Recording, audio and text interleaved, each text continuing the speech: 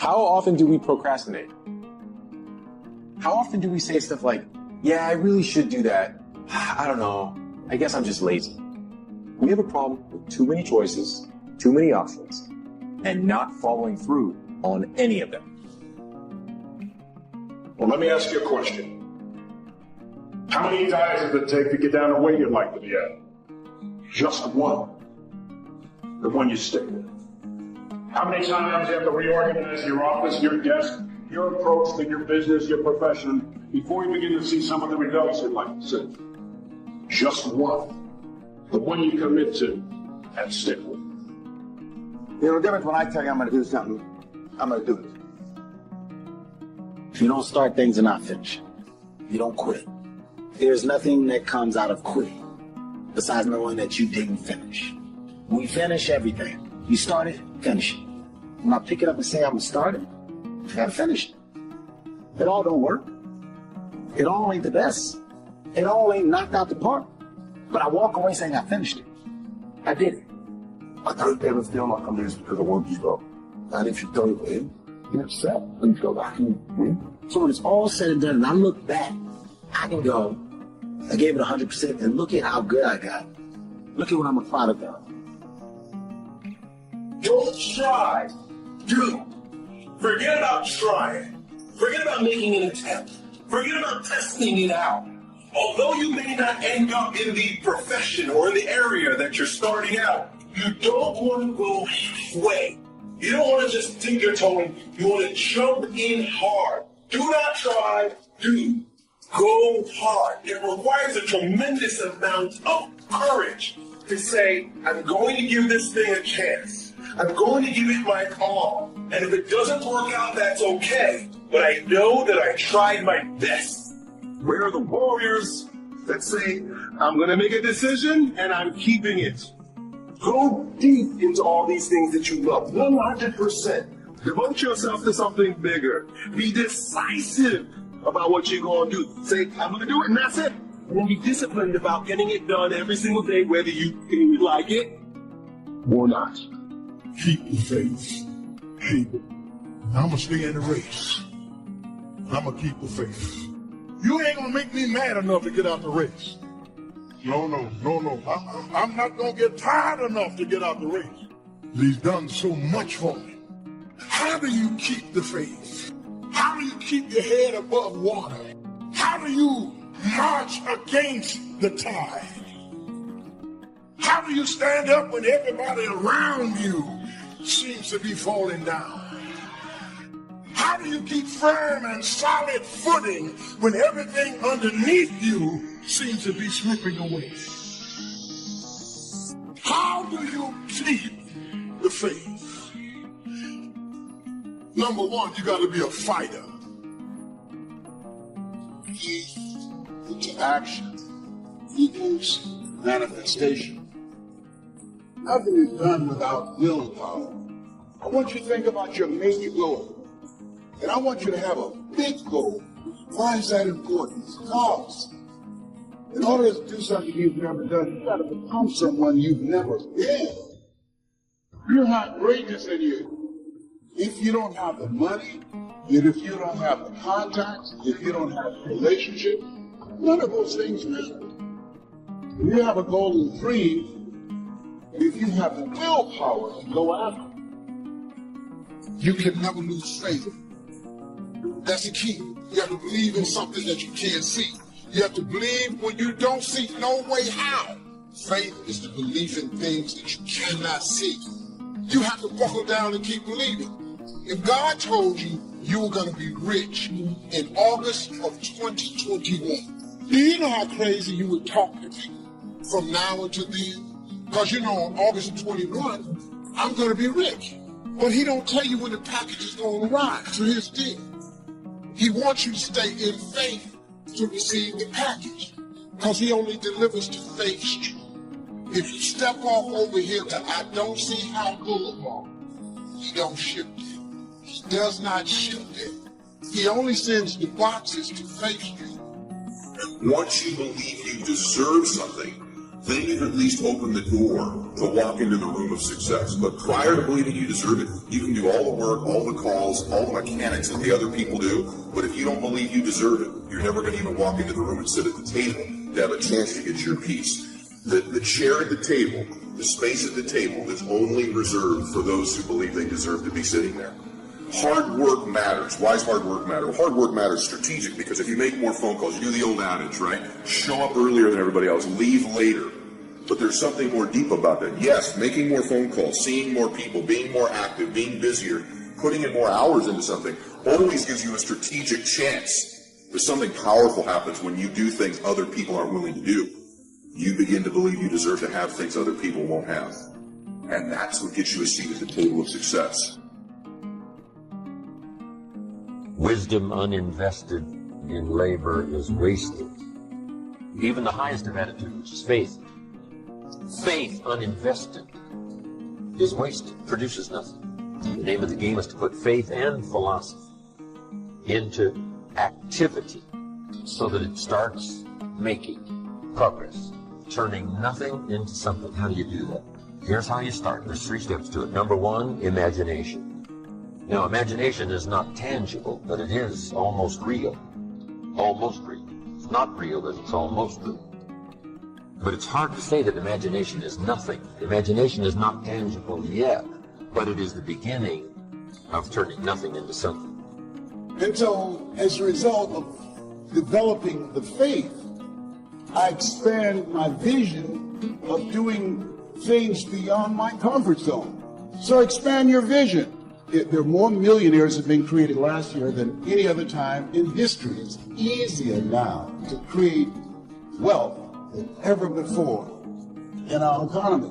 And so having a service-driven life, looking at the things that you want to do, and having collaborative, achievement-driven, supportive relationships, learning every day that you have breath, you have an opportunity to serve. You have an opportunity to make a difference.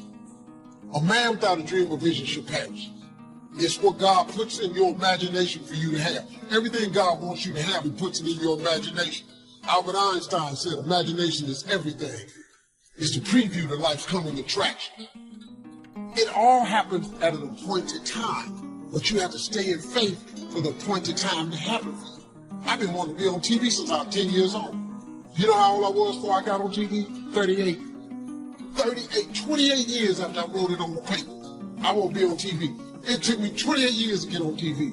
But it happened at an appointed time. I just never gave up in faith. I kept going because I didn't know how to quit. Because I know if I quit, it cannot happen. But if you stay with it, you have no idea what can happen for you. What causes that switch to flip? The overdrive. The beast mode, the full-on destroyer that will not stop. You gotta go, man. You just have to go. Never wait on the right time, because the right time ain't ever coming. Beast mode is a lifestyle that becomes your nature. You all these people spending their whole year doing nothing, sitting still. And then all of a sudden, for 3 weeks out of the year, they suddenly spring into action. And things start moving, results start coming. And right when you think you might be looking at a different person, they go right back to where they were 3 weeks before and stay there for another year. These are the New Year resolution beach money. These are the people who want to lose weight. Talk about lose weight. Buy the gear to lose weight, get a membership, get into position to lose weight. Don't quit because training is at 5:30 in the morning. Everybody wants to be a millionaire. Everybody wants to be the top of the top. Until it's time to do what Phenomenal does. I'm not scared that some kid's gonna take my spot. If he does, he's gonna have to do it with sweat. He's gonna have to do it with tears. He's gonna have to do it with blood. He is going to have to get up at 2:30 in the morning. If he can get up every day at 2:30, he deserves to take my spot. Some people are taking your spot and they shouldn't take it, but because you're average, it's easy to take your spot. It's easy. It's easy to take that client before you get to him. It's easy. It's easy to beat you. Why? You average. But let me tell you something. Everybody wants to be a beast until it's time to do what beasts do. Right now is a time of year where you can really separate yourself. You can separate yourself from other people, your competition, but you can also separate yourself from where you are, from the standards you've set. You can separate yourself from your current position to a new position in your relationships, your money, your body, your business. If somebody's ahead of you, it's difficult to catch them when they're at full speed. It just is. It's difficult. They're in front of you, they're running full speed, and you're chasing them down. It's difficult to catch at those times. But where you do catch people is during what I call separation seasons. And these are the seasons where some people begin to flinch, they get weak, they take time off, they relax, they get casual about their routine. Maybe they're not as sure about their standards as they once were. And when they do that, they flinch, bam, you blow their doors off because you keep pushing and separate yourself during that time. This isn't just about competing against other people. It's separating yourself from where you currently are, which is what all of you want to do. It's called growing. You see, beast mode is about the hunt. And if you don't get that, if you don't understand that, then you think that you can just turn it on whenever you want. Now, I've got to pass this class. Time to get into beast mode. I've got to get this promotion. Time to get into beast mode. That's not how it works. It's about the hunt. The hunt is what terrifies them. People don't even understand the hunt because it's primal. It's do or die. It's all or nothing. The hunt. Hunting is about practice. It's the practice of patience. It's the refinement of process. It's the lessons of failure. It requires time. It builds experience. It demands resilience, endurance, and collaboration. So when the win happens, it happens fast and frequently. Why is it you give someone everything? Support, encouragement, education, money, opportunity. And people you give the most to sometimes spend their life going in and out of rehab their whole life. And then you see people that life is just kicked in the teeth.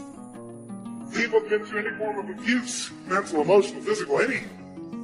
People that had no opportunity somehow developed the one factor that will separate you from all those people that talk a good game and make you one of the few who do. It's called hunger. See, if you look at Sir Richard Branson's good friend of mine, Richard, this guy's as hungry today as when he was 16 years old, starting Virgin in a crypt there in England. In his late 60s, he's got the same drive. The most important conversation is the one you have with yourself. You wake up with it, you walk around with it, you go to bed with it. Eventually, you act on it. Sometimes you act on it good, sometimes bad. You got to change the internal dialogue. Until you change the internal dialogue in your head, until you callous over the victim's mentality that the world is out to get you because of you are the only, you got to change that, man. And if you keep that mentality, you're going to stay in the same exact spot that you're in. You're not going to drop 42 pounds in one season. That's going to take some endurance. You're not going to become your best self all by yourself. That's going to take some collaboration. So stop trying to be a beast for a week and realize that it's about a lifestyle. You live it day in and day out. And when you practice that long enough, it becomes your nature. In life, we really will never exceed what we believe we're worth. We just never will. And so if you can begin to do things you think other people aren't willing to do, or maybe do things the former you weren't willing to do, you begin to believe that the new you deserves things other people won't get, and the new you deserves to get things the former you didn't get either. And so this is why this season is so critical. And I've stacked up maybe 30 straight separation seasons. There's other ones. There's summertime, right? There's times like that. But right now is the big one. You all know what I'm talking about, right? Everyone gets kind of casual. Everyone slows down. And one day turns into 3 days, turns into 4 days. You know, Christmas is a holiday. It's not a holiday. New Year's Eve is a holiday, not a holiday or a holiday week. But people keep taking these holiday weeks and holiday months this time of year. And it's when you get them. It's when you get the former you. It's when this new version of you emerges. And so take advantage of this season. It's the greatest of all seasons.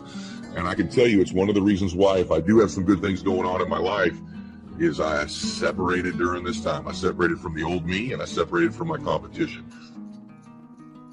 It takes both emotion and logic for you to reach your maximum potential, to really give everything you have and go beyond your limits. So when it doesn't make sense, logical sense to go on, that's when you got to use your emotion. That's when you got to use that anger, that frustration, that fear to push yourself harder, to push yourself to say, I don't stop. So you fight the weak emotions with the power of logic, and you fight the weakness of logic with the power of emotions. And in the balance of those two, that's where you find the strength and the tenacity and the guts to say to yourself, I stop. It's a dogfight of skills and talents and luck and faith and circumstance and blessing and all that stuff. But just to get to the table, to get into the room, you have to believe you deserve to be there. The hard work part plays into shifting your identity.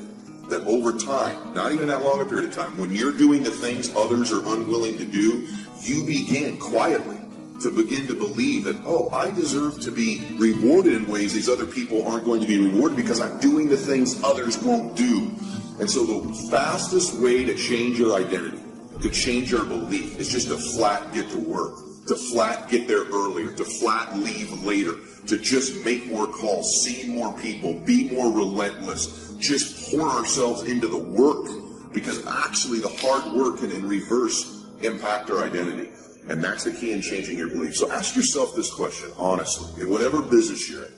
Have you done everything physically and mentally possible to get yourself to that table? If you've done everything you're capable of, if you've been relentless and ferocious and invested so much time, effort, and energy that inside you, you know you deserve to win.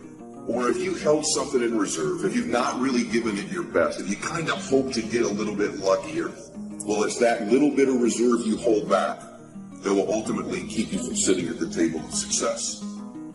How would we start to strengthen our belief in that what we imagine is possible to turn it into reality?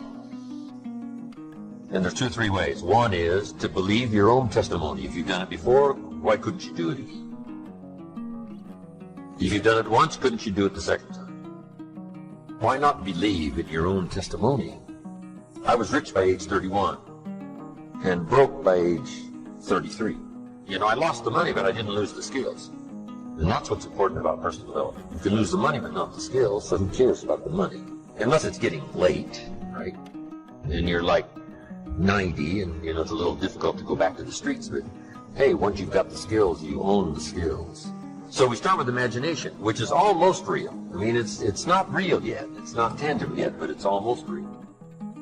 Now we move to faith to believe that what we imagine is possible. So we study our own testimony. If we've done it before, we can do it again. Here's what else we study. Other testimonials of somebody who did it. Somebody that built a hotel said, yes, I started with some plans and finally believed it was possible, and here it is. You say, well, if it's possible for one, it's possible for another.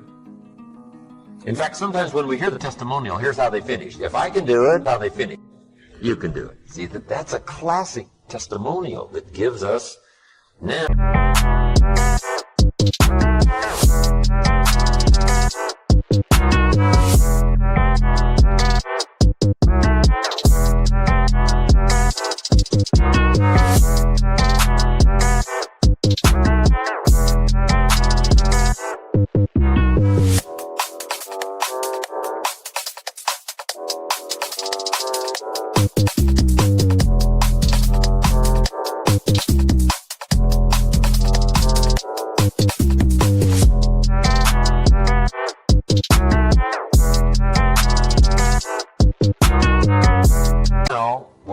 Faith.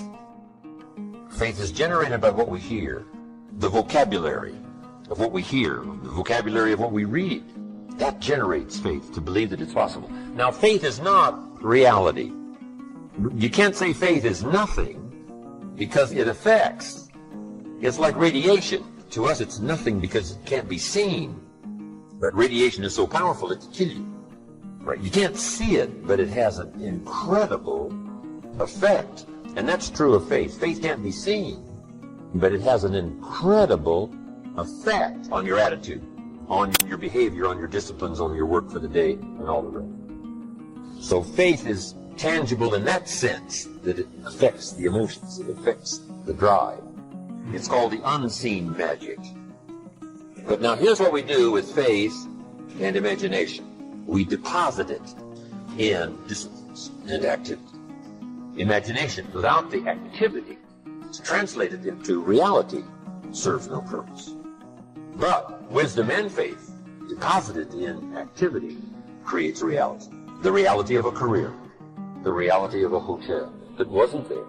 You must understand that life has a way of taking you through perilous times, transitions, traumas, adversities, crisis, good days and bad days. I don't care how clean you live, how righteous you are, you're going to have trouble sometime. Life has a way of being its own schoolmaster. And over a period of years, without any college classes, courses, books, or tapes, life will teach you something. You so learn that life has its own pattern, and it has its own rhythm. If you are a connoisseur of life, you observe all things. You learn from all people. You learn from all life's events. And after a while, you start drawing conclusions. When you start drawing conclusions, you draw them not for the benefit of judging other people, but you draw conclusions in the hopes that you might begin to understand what life is all about. Because after you lived a long time, you wise up a little bit. Just by virtue of staying here on the planet, of surviving good days and bad days, of seeing the sequence of life. The world is not like the movies. The movies aren't real. They don't exist. But you do. And life, this life it's better than any movie there is. Go out into the world and actually feel it. Go feel joy and love and triumph and rapture and ecstasy and glory. Go feel those things. And you know, with those feelings, there will be other feelings as well. Sorrow, and pain, and sadness, and desolation, and suffering. There'll be all those feelings too, but you know what? It's okay.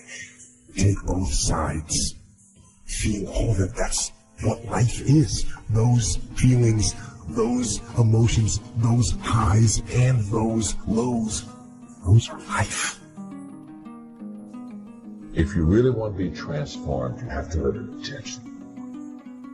This is so simple, I don't want you to miss it. Most people don't lead their life. They accept their life. And when you accept your life, you are living on things that are not worthy of your time. And you heard me say in a moment, everything with God's uphill. The reason I want you to understand that is, to go uphill, you have to be intentional. Nobody ever went uphill by accident. You've never read a book on accidental achievements. You have to be intentional with what you do, with who you are. And so I would just say to you, find your strengths, become very intentional, and commit your life every day to it's all uphill. See, the great mistake we make is we think, I'm going to go out and make enough money, and there's a day when I can relax and I can rest, and everything's going to be easy. Can I tell you something? The day that you have that day, one of your children, gets in an accident. Problems will never, ever leave you. Issues, obstacles, difficulties, they're always going to surround you. So you never get to that place where you've got it made. You're not supposed to got it made. You're supposed to add value to people, and it's all uphill. So the moment I understand that, then what happens is I commit myself to it, and then it becomes a beautiful uphill climbing life. Because one thing that's beautiful about going uphill is the scenery. See, if you wake up every day and you say you're not a morning person, you're doing a serious disservice to yourself. Because Your attitude determines your altitude. A lot of your mornings start off bad because you've taken claim that you're not a morning person. Why would you not be a morning person when the whole goal is...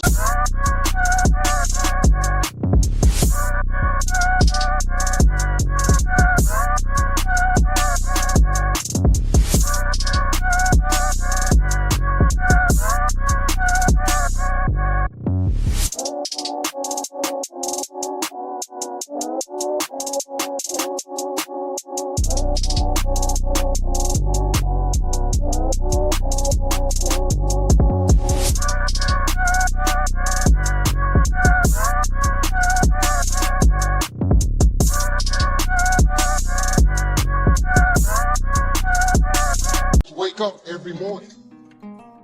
You got to be in the life-changing business. People have got to look at you like a light. Something should be in you that shows other people that there's hope. You don't know this about yourself, but you're going to be that person one day. And you got to start preparing for what you want to be. At least let God know you're glad you're alive. You don't let nobody else. You don't know that you're going to be a light one day.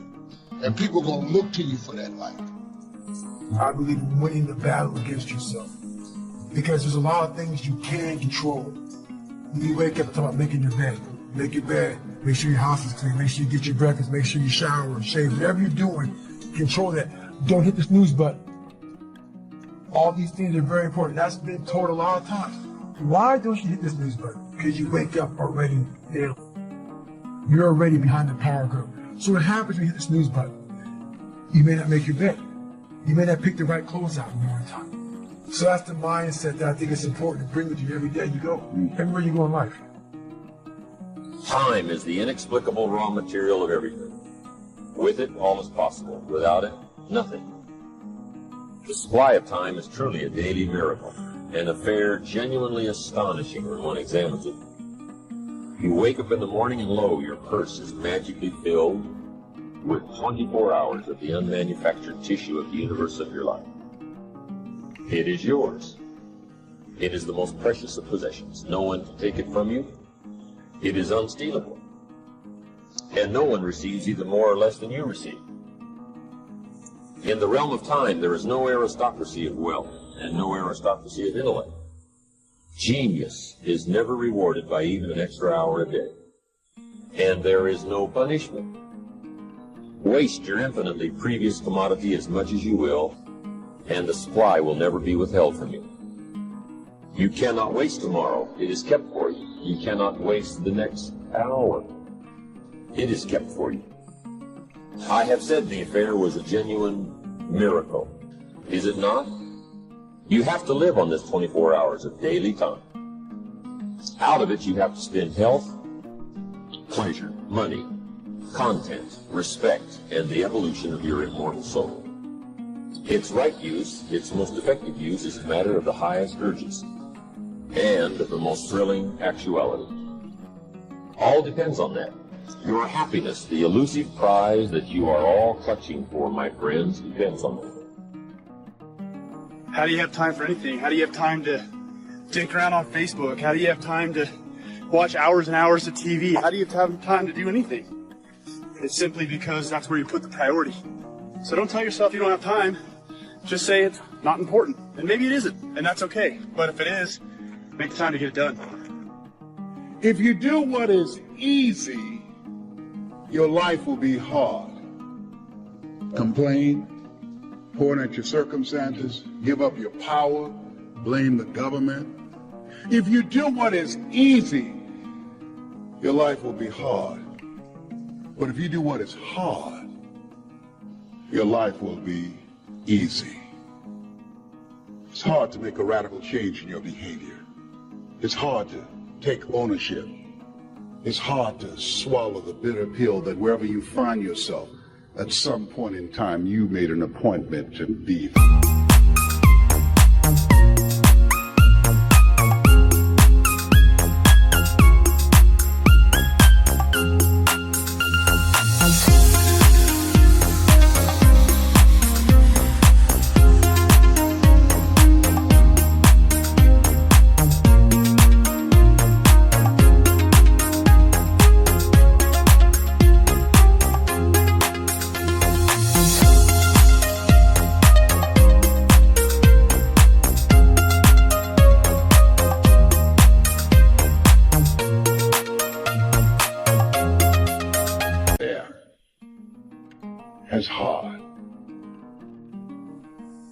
how you had a job interview for a job? We've had several of them in our lives.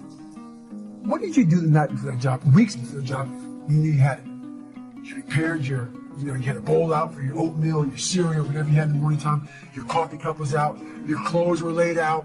You studied, you rehearsed, you were ready. You brought your best self. You were going to war with yourself because you wanted that interviewer to see your best self. You won. You got the job. After a few months in that job, you look around. I got the job. You start to back off. The clothes aren't out. You hit the snooze button. You don't get up on top anymore. You realize that you can still have this job and not be your best self. The interview you is gone. You have your job, but the interview is gone. So winning the battle in the morning time is just that. Is that you wake up in the morning time and you own all this stuff. Because once you leave your house, the world then gets at you. And that's why I believe in not getting up in the morning time and checking your phone immediately. Everybody does that. They get up, the first thing they do is grab the phone. Look at the phone. Maybe bad news on there. So how's your day start off? I don't go to the gym. You're caught up now on that phone. That's how your day starts. You lost control. So once you win that battle in the morning time, then once you go out, now you've won. You go outside your house, you may lose your job. You may have a bad hit, but you won something. So you're going into battle having already won something. Having already won. So then, if you hit the snooze button, you go out, you're just defeated already. You're behind the power curve. Now you've won something. You feel better about yourself. So now you're able to take these hits along the way. Well, we all know sleep is really good for you. In fact, I cheat myself because if I could sleep a little longer, I would probably be better, because all medical science tells you that how important, 7-8 hours of sleep is for each person. What I want to say to you is, when you wake up. Don't sleep during the day. Don't get a little bit unconscious and let life pass you. Be intentional. Go for it. Be in the moment. Be alert. Be aware. Seize the time. We don't have much of it. I guess what I'm really saying is, when you're awake, stay awake. Then when you sleep, it's a little bit more legal. If one cannot arrange that an income of 24 hours shall exactly cover all proper items of expenditure, one does muddle one's whole life indefinitely. We shall never have any more time. We have, and we have always had, all the time there is. It's not that difficult to get something started. You run it for a while, and after a while it starts running you. That's part of the challenge. I told my staff one day, giving birth to a tiger is one thing, learning how to ride it is something else, right? Sometimes you start it, and then it turns around and starts giving you all kinds of trouble. If you're working already 8-10 hours a day, that's about it. You just can't work much more than that. Bursts at a time, you can work 12, 14, 16, right? I'm sure we've all learned to do that, put in the extra time. But after a while, you pretty well have to put your life in balance, or your health is in jeopardy, your heart's in jeopardy, your blood pressure is in jeopardy, a lot of things, if you don't stay in balance. So you don't have to put any more hours, probably. All you have to do is just make better use of the hours. A cliche we've all heard. It's not the hours you put in, it's what you put in the hours that counts. Survival is necessary, but survival isn't living. The real problem with life is that at some point, you've got to start living it. Participation is required. This thing is not a spectator sport. You have got to get in the game and sweat it out. Yes, you'll get banged up. You'll get tossed around. You'll take some losses, but you'll also pick up some important wins. Wins that go a long way to developing who you are and your contribution to this world. I'm saying you've got to live as though it's an easy thing to do. As though there was some switch in your bedroom you can flip to get your real life started. Oh no. Life is easy. It is. Life is easy. It happens spontaneously. It happens all around you all the time. Living is hard. How many rules must you imprison yourself with before you get it? Before you see that the rules you want to protect yourself from the mistakes you made. You protect yourself from where you came from and what happened to you.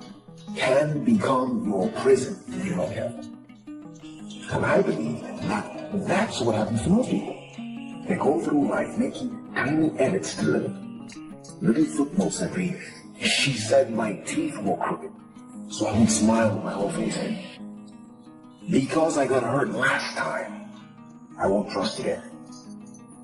I was so disappointed last time I tried, I won't let myself want again. You see what I'm getting at?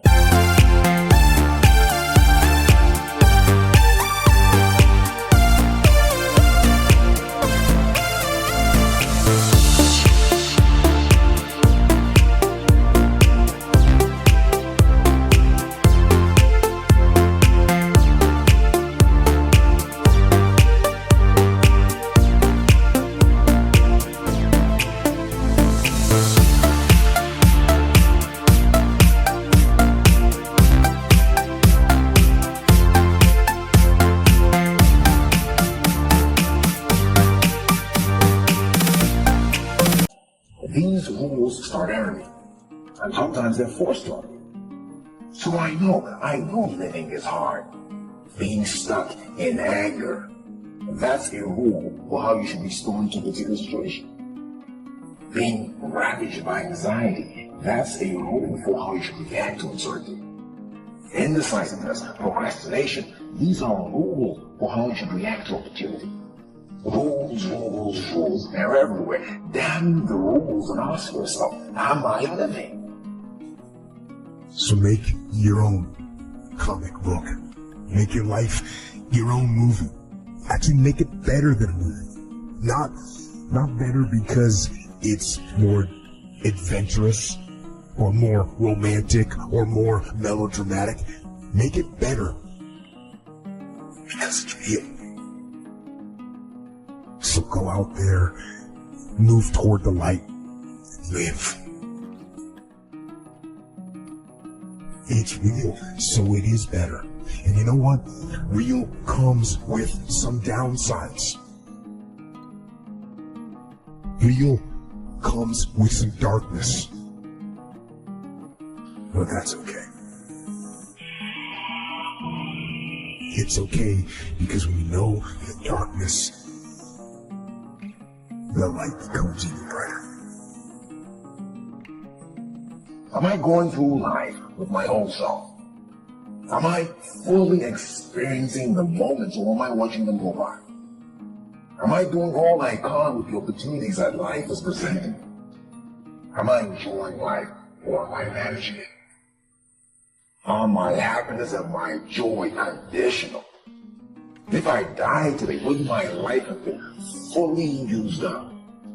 I'm not preaching, I'm just asking. Living isn't just about the adventures and the exciting things you do, the things you post on Instagram. Living is about the hard places. It's also about the dark places. Living is about where it hurts, going to those places. It's about processing pain, changing attitudes. It's about lifting those blocks, obstructing your path with experience whole living. If you feel this, if your heart is starting to race, if your mind is starting to churn, that's you. That's you saying, yes, I want to live again. I want to start living again. Don't tell me about change. I know about change. I want to know specifically, what are you going to do? Who are you going to forgive? What are you going to let go of? When do you admit that you have a problem? When do you conclude that maybe it's you? When do you allow yourself to love and love you? What I do know is that this is the only life I remember. This is the only life I have, and I intend to use it up. I'm going to experience fully what there is. That means the victories and the losses. That means the laughter and the tears, the good, the bad, and the ugly. Let's start living again. I've resolved in my spirit, in my heart, that every experience is my education. So the good experiences and the bad experiences, I'm going to learn from that, and I'm going to discover the opportunity for me to grow and for me to get better. You have to make a decision that I will learn from this thing.